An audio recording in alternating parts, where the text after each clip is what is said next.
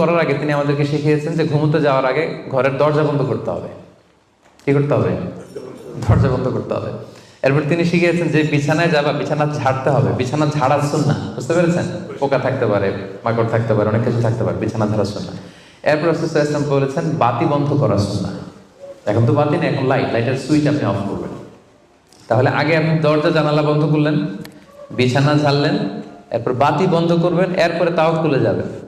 এরপর উনি শুয়ে তাওয়াক্কুল করে কি পড়তেন দেখেন, তিনি পড়তেন আল্লাহুম্মা ইন্নী আসলামতু ওয়াজহি ইলাইক ওয়া ফাওয়াদতু আমরি ইলাইক ওয়া আলজা'তু যহরি ইলাইক রাগবাতান ওয়া রাহবাতান ইলাইক লা মালজা ওয়া লা মানজা ইল্লা ইলাইক আল্লাহুম্মা আমানতু বিকিতাবিকাল্লাযী আনজালতা ওয়া নাবিয়্যিকাল্লাযী আরসালতা।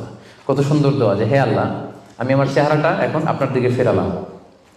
আমি আমার নিজেকে, যেহেতু এখন আমি মরতে যাচ্ছি, ঘুম মানে কাইন্ড অফ ডেথ না, মৃত্যুর মতো, আমি তো মরতে যাচ্ছি।